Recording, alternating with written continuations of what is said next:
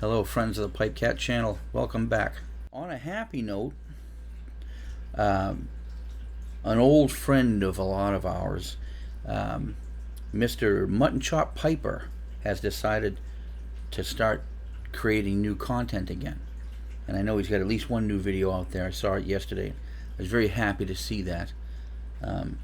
He's a real gentleman, and if you've never been to his channel, you should really go and give him a watch, because he's pretty much the authority, and I'm going to guess at least among the largest, pipe community subscriber bases that there are out there, and he deserves it. He's a great guy, and he does know his tobacco.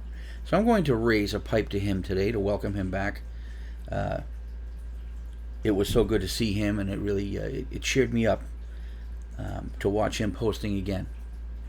This is my diamond shank oval pipe, handcrafted by Michael Whiteford in Canada. One of my favorite pipes. And I have in it a bowl of Camoys Cask number 1, which is kind of a nice herbal, based on an English, I guess, but a little more, I guess there's a little more Turkish in it. I'm not really going to review the tobacco. I think I've already done that once before, but it's really nice stuff. And I'm going to light this up and say, welcome back, Muttnchop.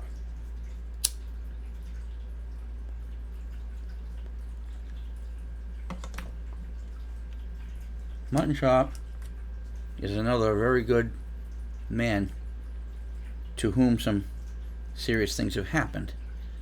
And he'll tell you about it if you watch his most recent video. And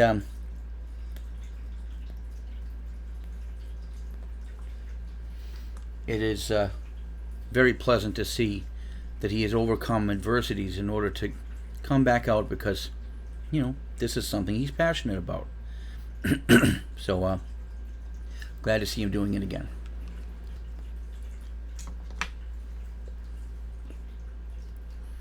You may recall, if you've watched my videos, that back in November of 2020, in fact on Thanksgiving Day, I lost my cat, Joon. And as I said in that video, she was basically the reason why my channel was called the PipeCat channel. Well, if you've been watching, you also know that I have 2 other cats. I have Benny, who's lying over there somewhere, who was a large male and was Joon's brother, fraternal twins, I suppose. And then I had Swee'Pea, who was their mother, a little sort of Russian blue looking gray cat that I'm sure you've seen in plenty of videos. Swee'Pea is why I am making a video today.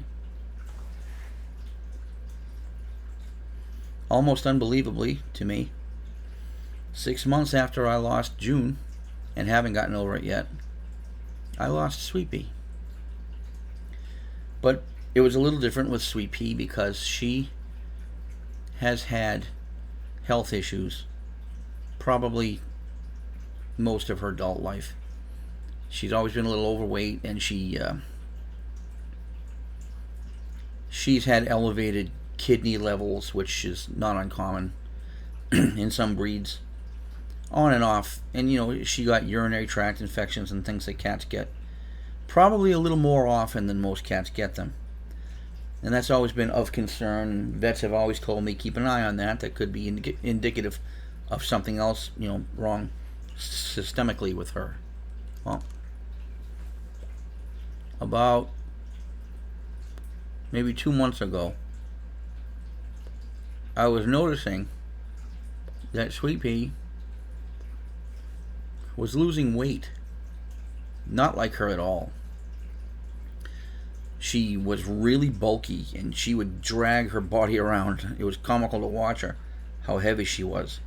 And I realized one day that as she walked, her belly skin and fur was sort of dragging on the floor under her. Now that I didn't see happen before, so I took note, and I looked straight down from the top, and I could see where her hips had narrowed some. she was losing weight. And I didn't know whether that was good or bad because she'd been fairly active. She still jumped up on furniture. She didn't overeat. She has a slow metabolism. She ate a few bites and then would go and lie down. In an apartment, there's not much she can do. But anyway, it progressed, and I noticed in the coming weeks after that she was losing a lot of weight. And then I began to notice that her eyes began to have a sunken-in look to them.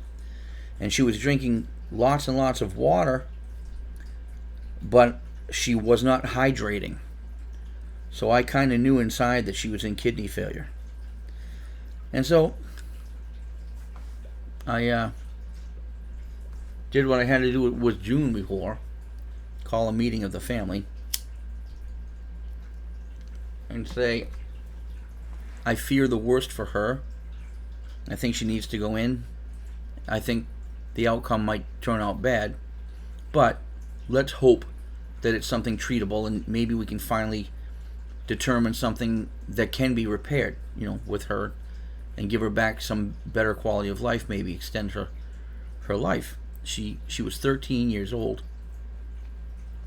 Well, I took her to the same veterinarian to whom I had taken Joon initially, and they did the same thing. They did blood work, and they sent it off to a lab. They had the results back pretty much the next day, and the blood work that came back indicated extremely high kidney levels and a very, very bad urinary tract infection that I didn't know about. So they put her on antibiotics for 2 weeks, very strong ones, and she rallied a little bit. A couple of days after the antibiotic was administered, she began to perk up a little bit, and she was going to the litter box more frequently, and there was more, she was processing more water, and she looked more comfortable. So we all, got our hopes up. But at the end of 2 weeks, which was how long the antibiotic was designed to last, I began monitoring her again closely. Because they said if she begins to fail again after the antibiotics wear off, bring her right back in. About 3 or 4 days after the antibiotic had run its course, she not only began to decline in her appearance and her action, but it was worse than before. And then she began to cry. And that was so unlike her. She never made a peep.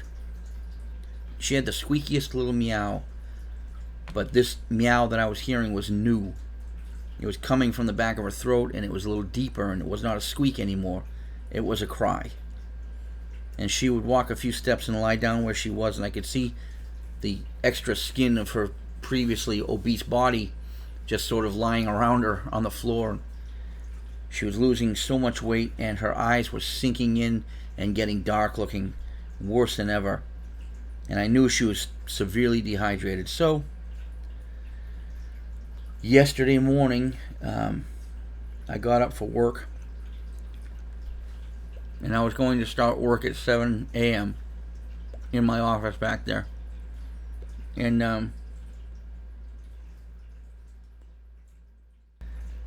a couple of minutes later, I came out to start making my coffee, and she had climbed up her cat stairs over here that you can't see onto my computer desk and walked across here and went to the accustomed service table next to me, where she laid down next to her water bowl that I keep there for her fresh water. I gave her several different options for water.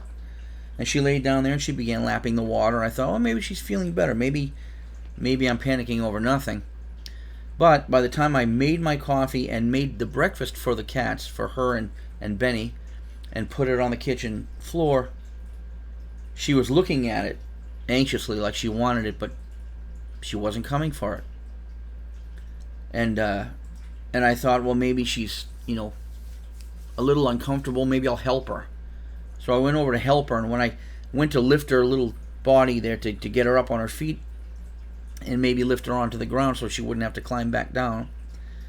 She didn't want that help. She squirmed, which is not like her, so she must have been uncomfortable. And then I turned my back for a couple of minutes to go do something else, and when I came back, I found that she had tried to get down off the table on her own. And what she had done is she had jumped off the table onto one of the service chairs over there, which she would do when she was feeling better. She would jump off the table onto the chair, and then from the chair onto the ground, so she wouldn't have to take one big leap. But apparently that fall from the chair to the ground was too much for her in her weakened condition. Because I heard her land, and it sounded awful. It sounded like she didn't land on her feet at all. And then the crying really got worse. And I came out of my office to find her basically taking her last steps she ever took. She was walking to get back into the bathroom where it was dark so that she could hide again. But she couldn't even make it that far. She made it to the bathroom doorway, and she half lay down and half fell down, and rolled onto her side, which was unlike her. And as she lay on her side, she lifted her head up and looked at me, and the look just said, "Help me." I'd never seen such a pitiful look on an animal before. And of course, now I knew. There was no doubt. I quickly texted my boss and said I need a personal day. I couldn't tell him that my cat was sick because, well, frankly, my boss has no real feelings for animals, that at least not any other than his own. And if you tell him you've got a sick pet, he's like, what's that got to do with your job? You know, go to work. So I told him I had an emergency. Did not tell him the nature of it. So I went back and I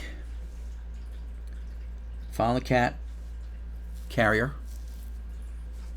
And as I lifted Swee'Pea into it, I knew that this was her last moments in our home. And Benny was concerned by her crying, and he came over and sat a couple of feet away from the cat carrier as I put her in it. And he sat in a strange posture that he doesn't usually take, and he just watched. And I think he kind of knew something bad was up. And, I didn't do anything corny like make him come over and say goodbye. I just waited to see if he would come to her. He didn't come any closer. He was confused, and he sat there. So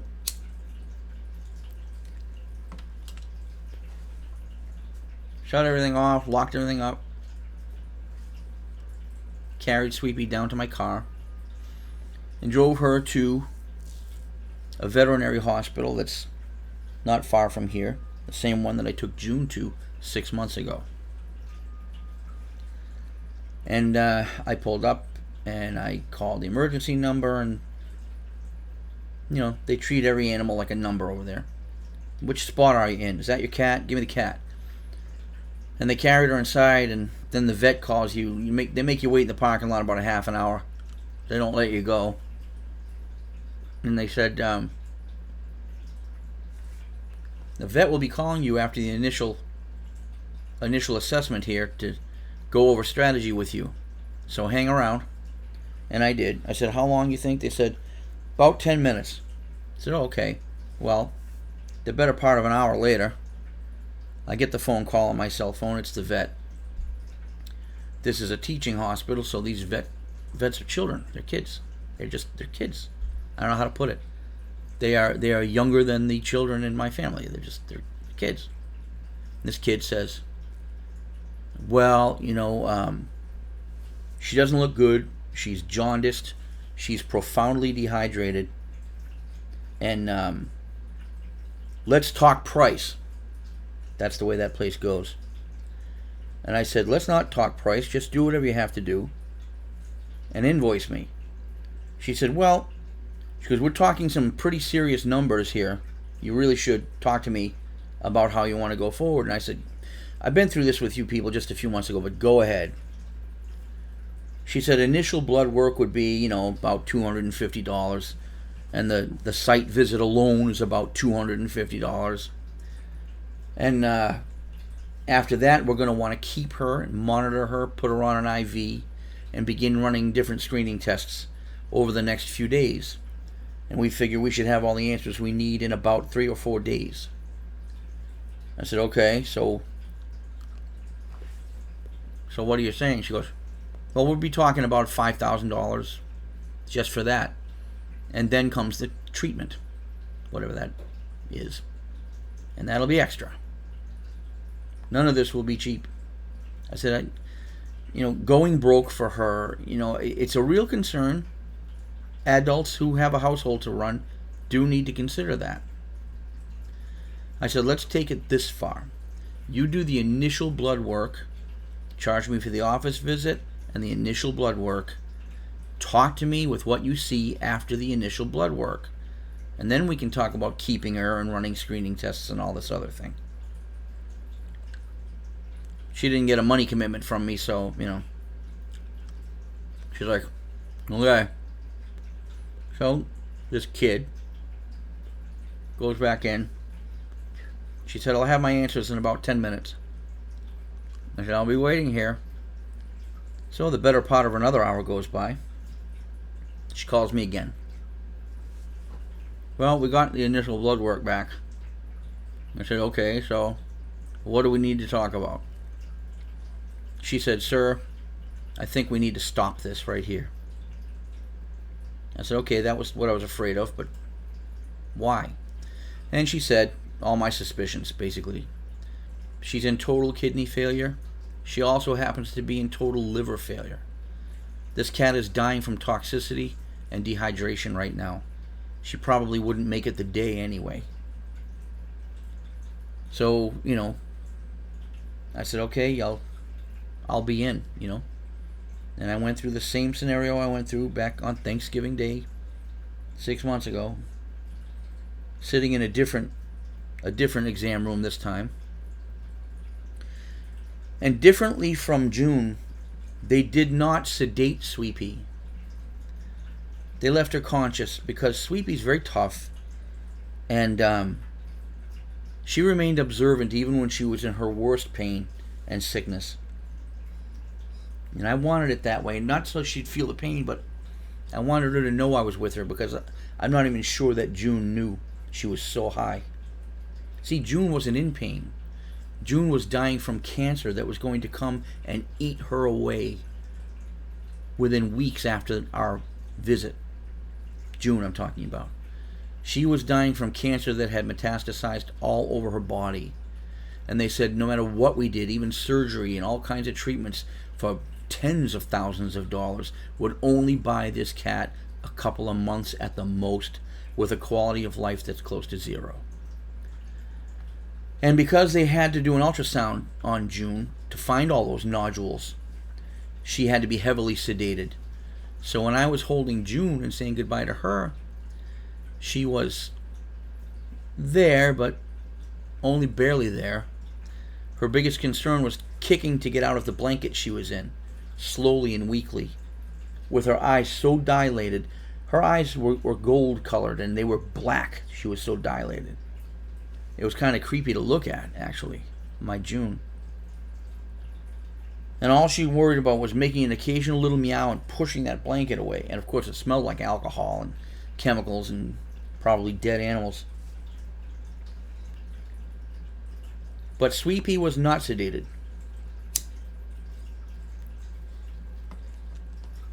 She was in a similar blanket, and they had given her the IV.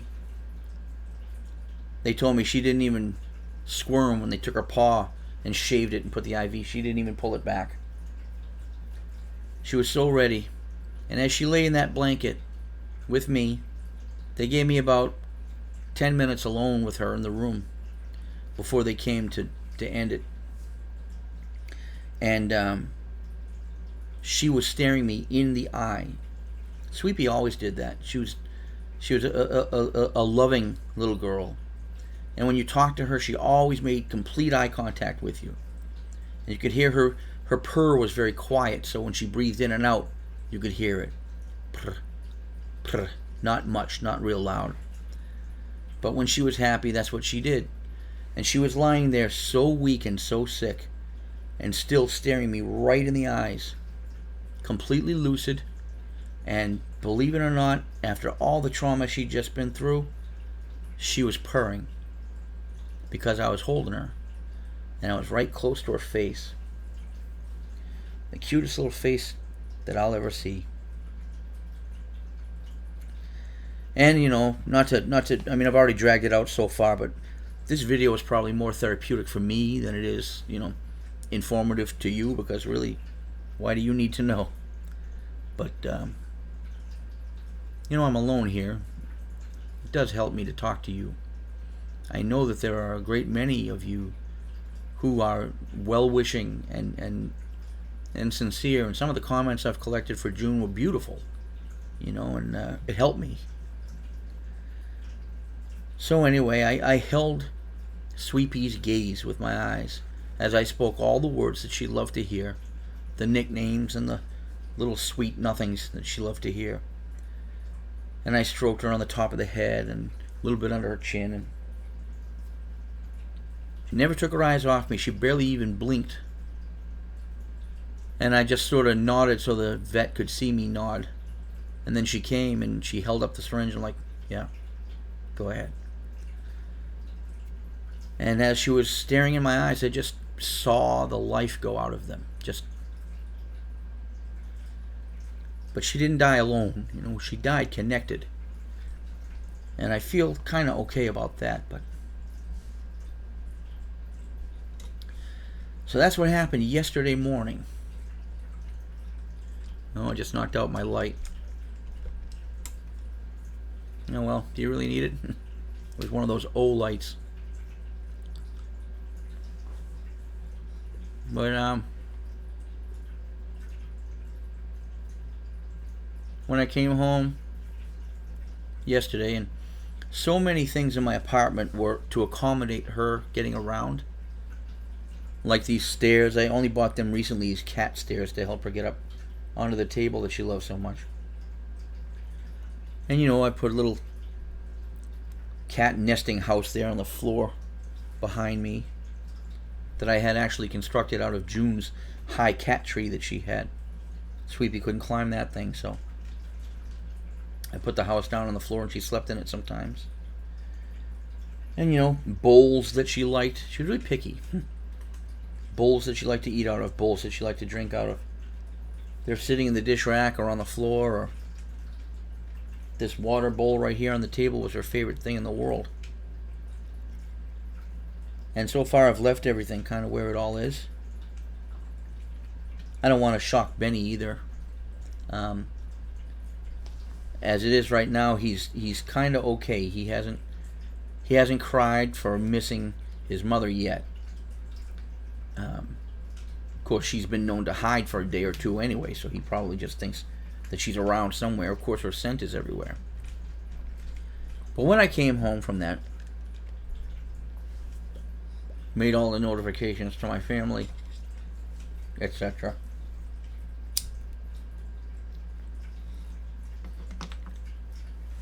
You know, I got on YouTube later in the day just to get my mind off things, and was pleasantly surprised to see Muttnchop Piper having posted a video after so long. And it was strangely, if you ever heard the word synchronicity, and I'm not talking about the Police song. Synchronicity, some people believe in rather than coincidence. Some people think that there is no coincidence, and that when things happen in a similar way or at ironically perfect times, they call those synchronicities. That's I don't know if you want to call it destiny, but the strategy of the universe converging in one place for a brief moment, just to make a small correction in the flow of life, I guess. And Chris Muttnchop, having posted that video, was such a pleasant surprise to me. But then the content of what he was talking about, which is very personal, and if you go watch his video, you'll hear it. I don't want to talk about his personal life on my channel.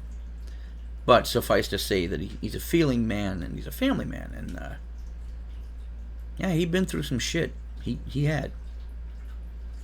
And I don't know why, but it helped me. I almost felt like I was connecting, and I don't know him either. You know, we've chatted a couple of times back when YouTube had private messaging. We messaged once or twice. There were some products that he endorsed that I tried, and I wanted to tell him what my experience was with the products, and always good. That was a long time ago, but it's strange, you know, how life is. So that said, the story of Swee'Pea ending like that, the story of the recovery of me and my only remaining cat, Benny, moving forward, just 2 men in the house, you know, no more, no little points of gentleness here and there, you know. Junie and Swee'Pea were the soft points in the house. So now it's just 2 guys with attitude. And it led me to think that maybe producing a video would be similarly therapeutic for me today. And that's why I'm talking to you. I know I don't do a whole lot of pipe videos anymore. But you know what? I have collected a whole bunch of pipe tobacco blends that I could be reviewing. And I may get back into doing that. I know my focuses are, I've got different focuses. I have a paranormal focus. I've got a cryptid focus. I've got obviously a musical instrument focus. In fact, I've got a kind of a surprise instrument that I'm going to show you maybe in the next video, if you're up for it. I can't smoke while I'm showing you that one. But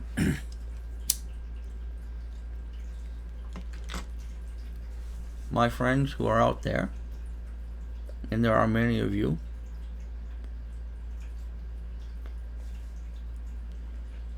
I just ask that, you know, if you're a spiritual type,